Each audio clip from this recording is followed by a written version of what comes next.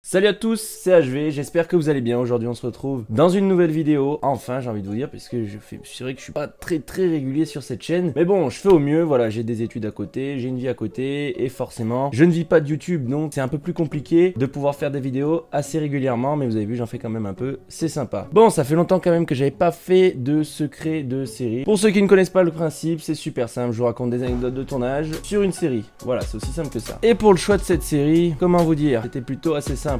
Tout le monde en parle, il y a masse de vidéos sur YouTube de ça et je me suis dit bah écoutez, pourquoi pas faire moi aussi ma petite vidéo sur cette série. Je pense que vous avez compris qu'on parle bien évidemment de la Casa de Papel.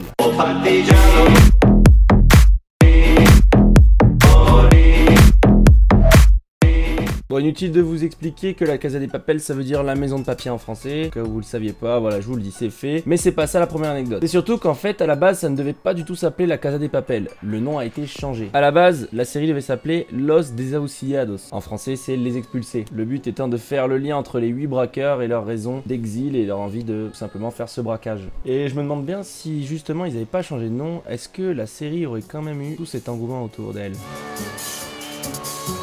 Tout d'abord, la première saison a été tournée en seulement 4 mois. Vous vous rendez compte? 4 mois pour tournage et montage, de janvier à avril 2017, ce qui est quand même plutôt rapide. Pour le décor, il a fallu environ 3 mois pour pouvoir le construire en studio et donner un peu cet aspect de fabrique banque. Il faut savoir aussi que le bâtiment utilisé pour la série n'est pas la fabrique de la monnaie espagnole, non non. Il s'agit en réalité du Conseil supérieur de la recherche scientifique qui se situe à Madrid. Et ça posait donc un problème de tournage assez important, puisqu'il fallait tourner en extérieur, devant le bâtiment, soit le dimanche, soit la nuit seulement, car les scientifiques, eux, continuent à travailler. Bon, vous vous doutez bien, il n'y a pas eu des vrais billets qui ont été utilisés pour faire cette série. Vous imaginez bien le nombre de kilomètres de billets qui auraient été nécessaires pour faire certains plans. Mais il faut savoir qu'en fait, il s'agit tout simplement de papier journal qui a donc été vraiment imprimé. Et on peut même être précis puisqu'il s'agit du journal ABC. Savez-vous que la Casa de Papel est en fait inspirée de faits réels? Et oui, et devinez où ça s'est passé? En France. En juin 2014, un groupe de 8 braqueurs, donc le même nombre que ceux de la Casa de Papel, a été pris à Grenoble après une longue enquête de police. Et il prévoyait donc le braquage d'une des imprimeries de billets les plus grandes d'Europe, puisqu'il s'agit de la société Ouverture Fiduciaire, qui se situe à Rennes. Et selon la police, lors de la perquisition, ils ont retrouvé énormément d'armes de guerre, mais aussi des gilets pare-balles, des grenades, des cagoules, des herses, des appareils de brouillage, des lunettes de vision nocturne, enfin bref, un sacré arsenal, et ça, c'est plutôt proche de ce qu'on a dans la série. Faut savoir que le scénario de base n'était pas celui qui a été donné à la télévision. Je m'explique. À la base, les 8 braqueurs devaient tous être atteints d'une maladie qui faisait qu'en gros, ils faisaient ce braquage comme un dernier coup de leur vie pour pouvoir laisser des sous derrière eux. Et ça aurait été donc la raison pour laquelle le professeur les aurait sélectionnés pour ce braquage. Mais les scénaristes ont préféré laisser tomber cette idée et au final laisser la maladie à un seul d'entre eux. Pareil, je ne cite pas, je veux pas spoiler pour les gens qui n'ont pas vu la série. Et il faut savoir que par exemple, pour le premier épisode, il y a eu 52 versions différentes de scénario pour en arriver à celle qu'on a pu voir à la télé.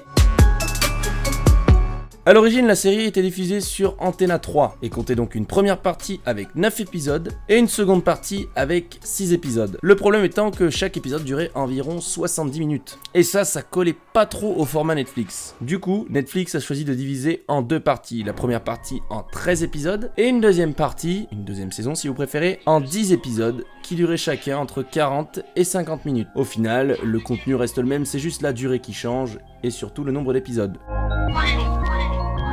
Vous imaginez bien, ça n'a pas dû être super simple pour toute l'équipe de production d'imaginer de comment c'était fait vraiment la fabrique de la monnaie d'Espagne, puisque évidemment la série se passe en Espagne. Et bien pour pouvoir construire donc en studio les décors nécessaires à la série, la production a fait donc appel à la vraie maison de la fabrication de la monnaie, et au final ils les ont pas trop aidés du tout. Et ils ont donc dû tout simplement inventer à l'imagination la façon dont serait fait une véritable maison de la monnaie. Surtout que la maison de la monnaie n'a pas du tout apprécié la façon dont était mis en valeur le bâtiment. Et donc montrer les difficultés de sécurité.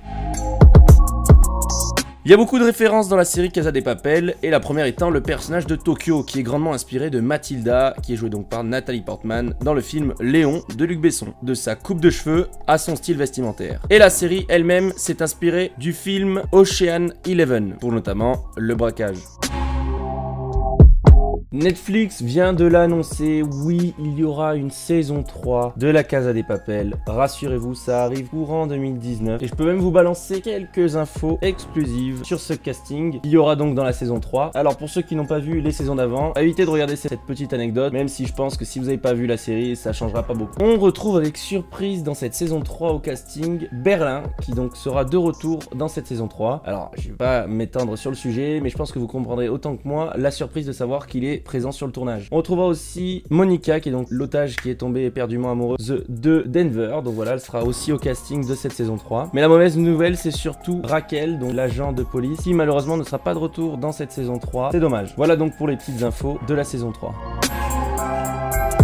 Dans la série, on a le droit à un petit caméo de deux réalisateurs de la série. Un caméo étant une petite apparition devant la caméra. C'est le cas d'Alejandro Bazanocki, qui joue donc le rôle du docteur ukrainien à la fin de la saison 2, et de Daniel Higueras, qui apparaît, lui, sous les traits d'un vendeur. Voilà, c'est déjà la fin de ce secret de série numéro 5 sur La Casa de Papel. J'espère qu'il vous a plu. Si c'est le cas, n'oubliez pas de lâcher un petit like, ou même de mettre dans les commentaires la série que vous souhaiteriez que je parle en anecdote sur cette même chaîne. Mais aussi n'oubliez pas d'activer la notification, la petite cloche, là vous l'activez, comme ça vous pouvez recevoir toutes les notifs relatives à la chaîne quand je sors une vidéo, etc. Et évidemment me suivre sur les réseaux sociaux, là je suis plutôt actif, donc allez-y. C'est @hvprod pour Twitter et c'est @hv-prod pour Instagram, et voilà, il y a Facebook. De toute façon je vous mets tous les liens dans la description, voilà, allez-y, foncez, nous on se retrouve là-bas. Aussi je voulais remercier donc HVBeat, c'est à peu près le même nom que moi, en plus c'est sympa, allez checker sa chaîne que je vous mets en description, donc c'est lui qui a fait donc un peu les instrus qui seront disponibles sur cette vidéo. Voilà, en attendant j'ai plus qu'à vous dire à dans une prochaine vidéo. C'était HVprod, la bise.